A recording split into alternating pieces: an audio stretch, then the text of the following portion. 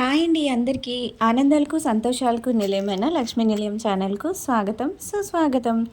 ముందుగా అందరికీ ఒక్క విజ్ఞప్తి అండి, నా వీడియోలు కనుక నచ్చినట్లయితే, కంటెంట్ మీకు నచ్చింది అనిపించినట్లయితే తప్పకుండా లైక్ చేసి వీడియోని కంటిన్యూ చేస్తారని ఆశిస్తున్నాను. అలాగే నా వీడియోలు కనుక నచ్చినట్లయితే మరికొందరికి షేర్ చేసి, అలాగే కొత్తవారైతే సబ్స్క్రైబ్ చేసుకుంటారని, అలాగే నా ఛానల్ని సపోర్ట్ చేస్తారని ఆశిస్తున్నాను. వీడియో లాస్ట్ వరకు చూసిన తర్వాత లైక్ చేయడం మర్చిపోకండి. వీలుంటే ముందుగానే లైక్ చేసి వీడియోని కంటిన్యూ చేస్తారని ఆశిస్తున్నాను. ఎందుకంటే ఒకవేళ ఏదైనా పని పడి మీరు మర్చిపోవచ్చు కదండి. మీ యొక్క లైక్ నాకు మంచి సపోర్ట్ని ఇస్తుంది. సో దయచేసి మర్చిపోకుండా లైక్ చేసేయండి. సో విషయంలోకి వెళ్తే ఈరోజు ఏంటంటే ఎర్లీ మార్నింగ్ ఇలా మొక్కలకైతే వాటరింగ్ చేస్తున్నాను అనమాట. ఈ వాటర్ ఏంటంటే మనం పప్పు బియ్యం అన్నీ కడిగి పెడుతూ ఉంటాం కదండి, కాయగూరలు అవన్నీ కూడా ఒక బకెట్లో నేను స్టోర్ చేసి ఉంచేస్తున్నాను అనమాట. బిఫోర్ డేనే ఎండలు అయితే చాలా తీవ్రంగా ఉన్నాయి కదండి. అసలు మనమే తాళలేకపోతున్నాం ఈ ఎండలకి, ఇంకా మొక్కలు ఏం బతుకుతాయి కదా. ఈరోజు వీడియో ఏంటంటే నేను డే స్టార్టింగ్ నుంచి ఈ రోజంతా ఏం చేశానో ఒక ప్రయత్నంగా ఈ వీడియో అయితే చేస్తున్నానండి. మీ అందరూ కూడా ఆదరిస్తారని ఆశిస్తున్నాను. ఇంకా తర్వాత అయితే వేడివేడిగా ఒక ఛాయ్ పెట్టుకొని ఆ ఛాయ్ తీసుకుని ఇంకా టీవీలో అయితే పుణ్యక్షేత్రం చూస్తూ ఛాయ్ తాగేశాను అనమాట. ఆ తర్వాత ఇంకా గణపతి పూజకి సిద్ధం చేస్తున్నాను. ఈరోజు సంకష్టహర చతుర్థి కదండి. సంకష్టహర చతుర్థి రోజు పూజ చేసుకుంటే చాలా మంచిది. చాలా వరకు అందరికీ తెలిసిందే కదండి. సంకష్టహర చతుర్థి రోజు ఆ గణపతి ఆరాధించి ఆయనకు ముడుపు కట్టి ఆయనను వేడుకుంటే తప్పకుండా కోరికలు నెరవేరుతాయి. అందులోకి ఇన్ని వారాలని ఇన్ని నెలలని పెట్టుకుని చేస్తారు చూడండి. వారికైతే అంటే ఇన్ని సంకష్టార చతుర్థులు చేస్తాము అని మొక్కుకుని ముడుపు కట్టుకుని చేసేవారికి తప్పకుండా వారి కోరికలు అయితే నెరవేరుతాయండి. ఇది నిదర్శనంగా నాకు జరిగిందనమాట. అందుకే ఎంతో నమ్మకం నాకనే కాదు, ఈ విఘ్నేశ్వరుడికి సంకష్టహార చతుర్థి చేసుకున్న ప్రతి ఒక్కరూ అంటే చాలామంది వరకు ఖచ్చితంగా వాళ్ళు అనుకున్నట్లుగా జరుగుతుంది. అంటే స్వామివారిని కోరుకుని ఏదైతే జరగాలి అని ఆ స్వామిని వేడుకుంటారో అది ఖచ్చితంగా ఆ స్వామివారు మనకి తప్పకుండా కోరికలను నెరవేరుస్తారండి. ఆ స్వామి విఘ్నేశ్వరుడు ఆది దంపతులైన ఆ స్వామి అమ్మవార్లను ప్రదక్షిణ చేసి స్వామి అమ్మవార్ల మెప్పు పొందిన మొదటి దేవుడు, మొదటి దైవం. అంటే ఆది గణపతిగా ఆయన ముందుగా పూజలు అందుకుంటారు. మనుషులు అనే వారికి కష్టం అనేది సహజం. మరి ఆ కష్టకాలంలో మనం తప్పక నమ్మాల్సింది దైవాన్ని. ఆ దైవాన్ని ప్రార్థించి కోరుకుంటే ఖచ్చితంగా అనుకున్నది నెరవేరుతుంది.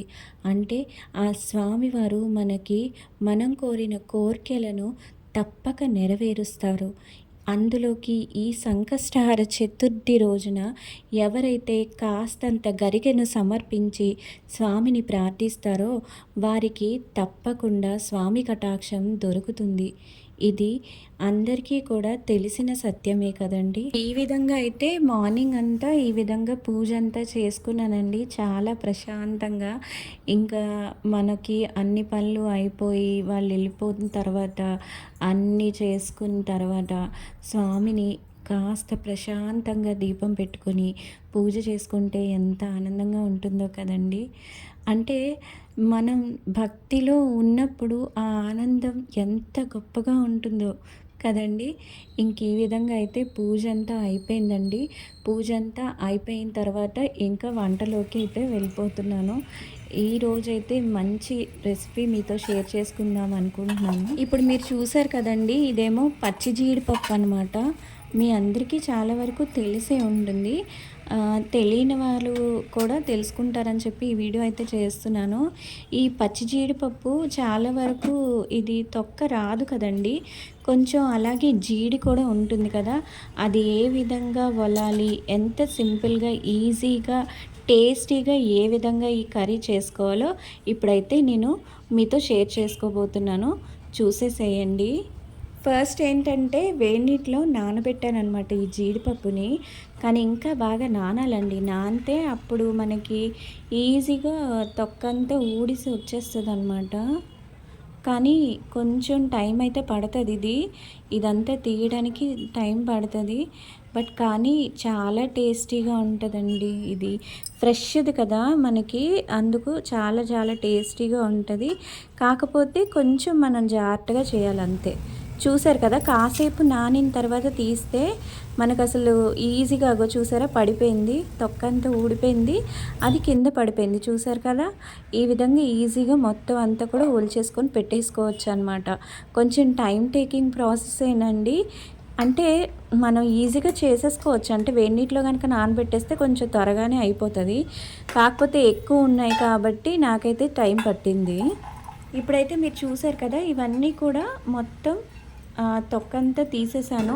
చాలా క్లీన్‌గా, ఫ్రెష్‌గా ఉంది. చూసారు కదా, ఇప్పుడు ఏంటంటే బాగా వేడి నీళ్ళు చూస్తున్నారు కదా ఎలా పొగలొస్తున్నాయో, అంత వేడి నీళ్ళు వేసేసి కొంచెం అందులో సాల్ట్ ఇంకా పసుపు వేసుకుంటే, అంటే ఒక హాఫ్ స్పూన్ సాల్ట్, అలాగే ఒక్క హాఫ్ స్పూన్ పసుపు వేసుకుంటే కొంచెం వేడినీటిలో ఉండడం వల్ల జీడి ఉంటుందన్నమాట. ఇది పచ్చి జీడిపప్పు కదండి, జీడి అంటుకుంటూ ఉంటుంది. ఆ జీడి అనేది వదిలిపోతుందన్నమాట. వదిలిపోయి అదంతా కూడా నీట్‌గా అయిపోతుంది. అసలు మనం వండుకున్నప్పుడు కూడా చాలా ఫ్రెష్‌గా ఉంటాయన్నమాట.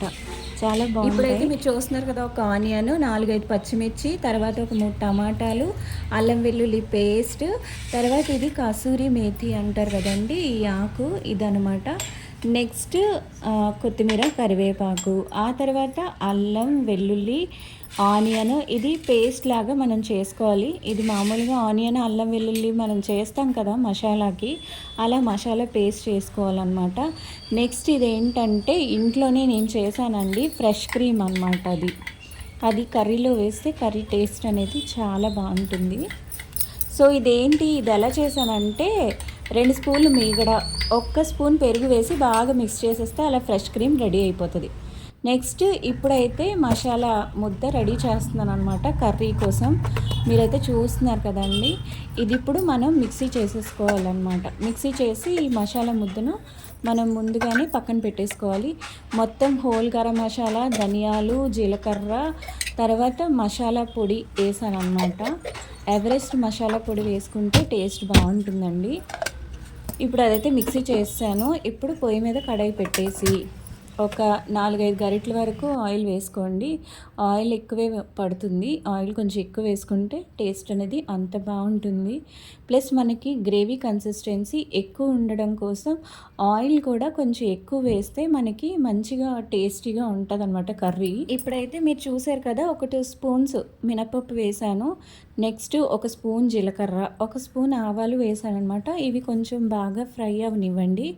అవి అలా కొంచెం ఫ్రై అయిన తర్వాత ఇంకా కొంచెం అలా కలిపేసి కొంచెం ఫ్రై చేసేసేయండి. అలా ఫ్రై అయిన తర్వాత ఈ విధంగా ఆనియన్, పచ్చిమిర్చి, కొత్తిమీర, కరివేపాకు అన్నీ కూడా అందులో వేసేసి ఫ్రై చేసేసేయాలన్నమాట. మీరైతే చూస్తున్నారు కదండి, చాలా సింపుల్ అండ్ టేస్టీ కూడా. సింపుల్ అంటే ఇలాంటి గ్రేవీ కర్రీస్ అనేవి కొంచెం టైం పడతాయి, బట్ టేస్ట్ మాత్రం చాలా అంటే చాలా బాగుంటుందండి. మీరు ఒక్కసారి ఇలా గనక ట్రై చేశారంటే అసలు చాలా బాగుంటుంది. ఇదేమో స్కిప్ అయిపోయిందండి అనుకోకుండా. ఇందులో ఏంటంటే ఆనియన్, పచ్చిమిర్చి, కొత్తిమీర, కరివేపాకు ఫ్రై అయిన తర్వాత అల్లం వెల్లుల్లి పేస్ట్ వేసేసి ఆ తర్వాత ఆలు వేసేసానమాట. అదేమో స్కిప్ అయింది.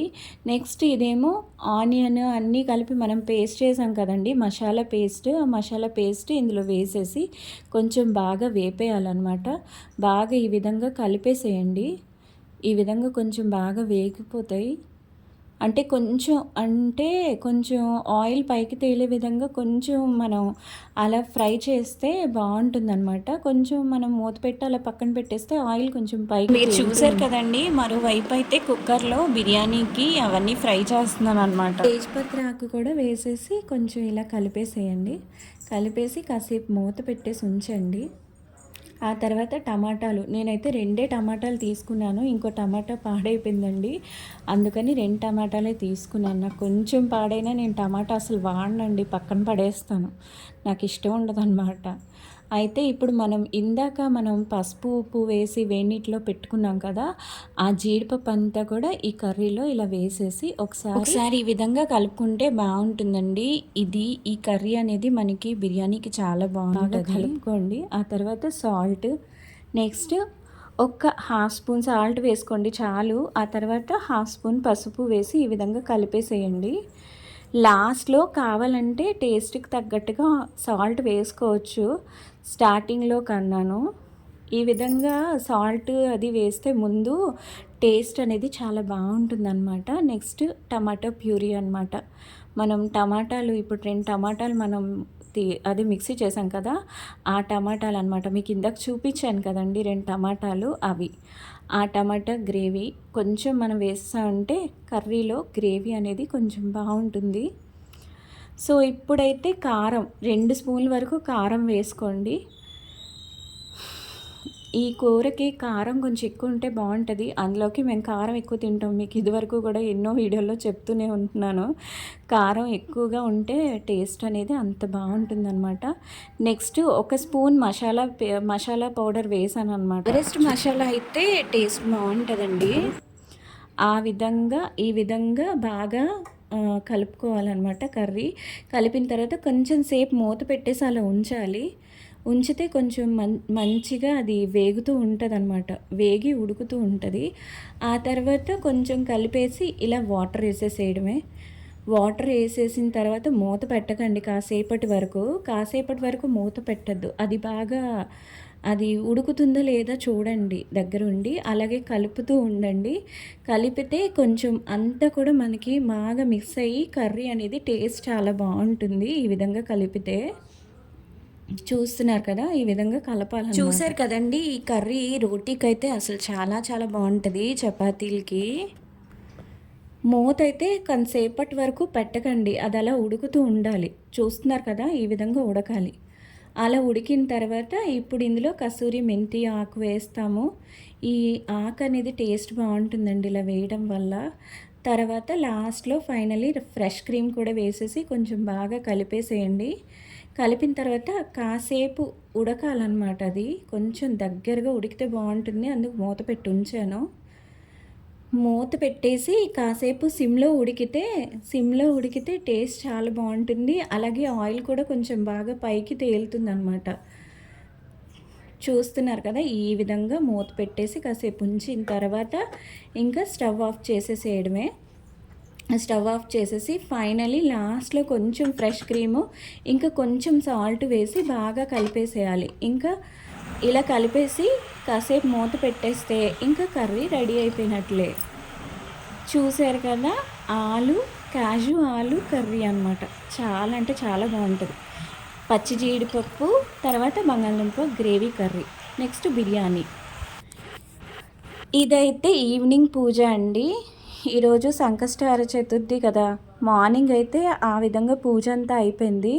ఇంకా ఈ విధంగా ఈవినింగ్ అయితే పూజ అంతా చేసుకున్నాను అనమాట.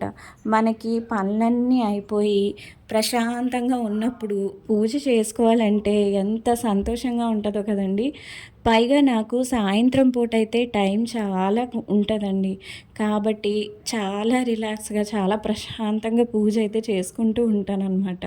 నా వీడియోలు చూసిన మీ అందరికీ కూడా తెలిసే ఉంటుంది కదండి. చాలా వరకు నేను పూజలు అనేవి ఈవినింగ్ టైము చాలా ప్రశాంతంగా ఎక్కువ టైం తీసుకొని చేసుకుంటానన్నమాట. ఉంటానండి, మళ్ళీ మరో మంచి వీడియోలో కలుద్దాం.